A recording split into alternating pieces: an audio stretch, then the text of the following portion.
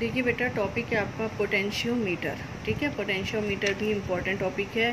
ठीक है, क्वेश्चन आता है कि पोटेंशियोमीटर का प्रिंसिपल क्या है और इसकी सेंसिटिविटी को कैसे इंक्रीज़ किया जा सकता है, या फिर पोटेंशियोमीटर के यूजेस। ये 3 क्वेश्चन इस पे बनते हैं। ओके, तो पोटेंशियोमीटर होता क्या है? It is an accurate instrument for measuring the EMF of a cell और the potential difference between 2 points of an electric current.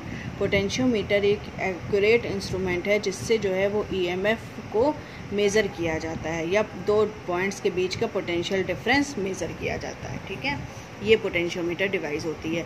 फिर इसके प्रिंसिपल की अगर हम बात करें तो प्रिंसिपल में सबसे पहले इसका कंस्ट्रक्शन लिखा हुआ है। ठीक है, कैसे ये बनता है, तो प्रिंसिपल कंस्ट्रक्शन को आप पढ़िएगा, आपको सब समझ में आएगा। फिलहाल हम डायग्राम में समझा दें। इसके कंस्ट्रक्शन के लिए सबसे पहले हम एक बैटरी लेते हैं। ठीक है, ये बैटरी है। बैटरी को जो है वो हम एक वायर से जोड़ देते हैं। ये हमारा वायर है AB, ये वायर है AB। ये वायर किसका बना होता है? देखिए इसमें लिखा हुआ है long and uniform metallic wire होता है ये। ठीक है, एक मेटेलिक वायर AB होता है। ठीक, उसके बाद यहाँ पर एक की के लगी होती है स्विच टाइप की, और ये रियोस्टैट होता है। रियोस्टैट का काम होता है करंट को घटाना और बढ़ाना। ओके, और ये ऐसे जुड़ा होता है। उसके बाद ये A पॉइंट से नीचे यहाँ एक सेल जुड़ा होता है। इसी सेल का EMF हमको फाइंड आउट करना होता है पोटेंशियोमीटर से। ठीक है, इसी सेल का हमें EMF फाइंड आउट करना है, और इस सेल से एक जॉकी J जुड़ी होती है और एक गैल्वेनोमीटर लगा होता है। अब हम क्या करते हैं, इस जॉकी J को पूरे वायर पे जहाँ तहाँ टच कराते हैं। ठीक है, पहले हमने J1 पे टच कराया तो हमने देखा गैल्वेनोमीटर में डिफ्लेक्शन हो रहा है, सुई देखिए इधर घूमी हुई है। ठीक है, फिर हमने J2 पे टच कराया तो हमने देखा गैल्वेनोमीटर की सुई इधर घूमी हुई है, कि मतलब कि डिफ्लेक्शन हो रहा है। जब हमने इसको J पर इस तरह जगह जगह टच करा के देखेंगे, लेकिन जब हम J पर टच कराएंगे तो हम देखेंगे कि गैल्वेनोमीटर में कोई डिफ्लेक्शन नहीं हो रहा है।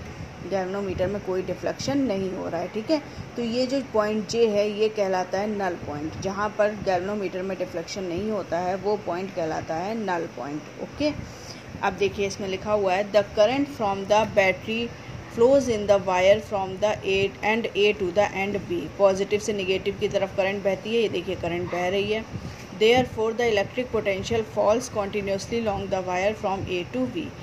और the fall in potential per unit length of the wire is called potential gradient. ठीक है, पोटेंशियल पर यूनिट लेंथ ही कहलाता है पोटेंशियल ग्रेडियंट। जैसे वायर है, इसकी पर यूनिट लेंथ का जितना पोटेंशियल होगा वो क्या कहलाएगा? Potential gradient. ओके, उसके बाद it is clear that between J1 and J2 there will be a point J such that when the jockey is made to touch J there will be no deflection the galvanometer the point J is called the null point. हमने आपको बताया है कि J1 J2 के बीच एक point J है जहाँ पर टच कराने से गैल्वेनोमीटर में कोई डिफ्लेक्शन नहीं हो रहा है, यही कहलाता है नल पॉइंट। ठीक है, अब the potential difference between A and J equal the EMF of the cell.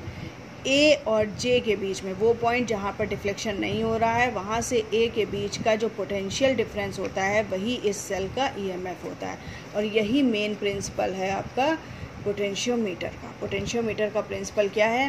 The potential difference between A and J, ठीक है, is called the EMF of the cell. ठीक, अगर हम इसके और इसके बीच का पोटेंशियल डिफरेंस निकाल दें वही हमारे सेल का क्या होगा? EMF। ठीक, तो अब पोटेंशियल डिफरेंस हम निकालेंगे। देखिए कैसे निकालेंगे। Let I be the current in the wire AB। हमने माना AB में जो है वो I करंट हमारी फ्लो हो रही है, and rho dash the resistance पर unit length of the wire. और रो डैश जो है वो ये लेंथ है हमारी AB वायर की, तो यूनिट पर यूनिट लेंथ का रेजिस्टेंस हमारा कितना है? Rho dash. तो पूरी लेंथ का कितना हो जाएगा? L रो डैश हो जाएगा।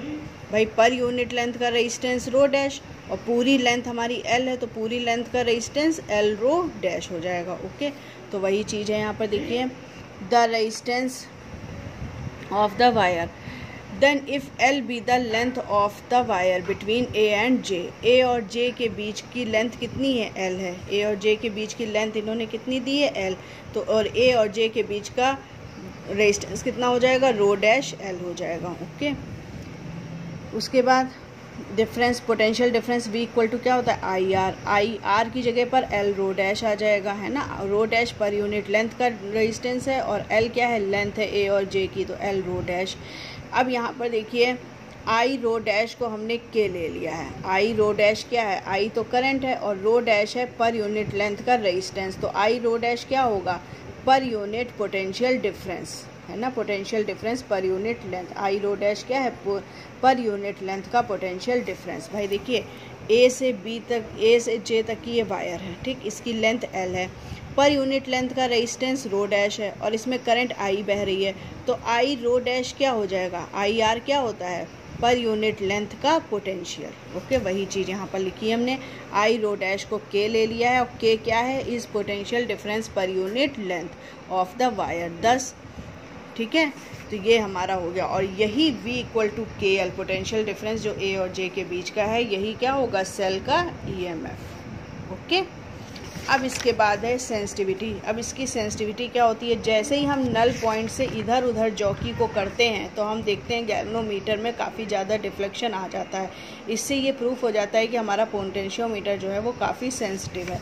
अब इसकी सेंसिटिविटी को बढ़ाया कैसे जाए, इसकी सेंसिटिविटी को बढ़ाने के लिए देखिए, smaller the potential gradient greater will be the sensitivity. अगर पोटेंशियल ग्रेडियंट हमारा स्मॉल हो जाए तो सेंसिटिविटी जो है वो बढ़ जाएगी।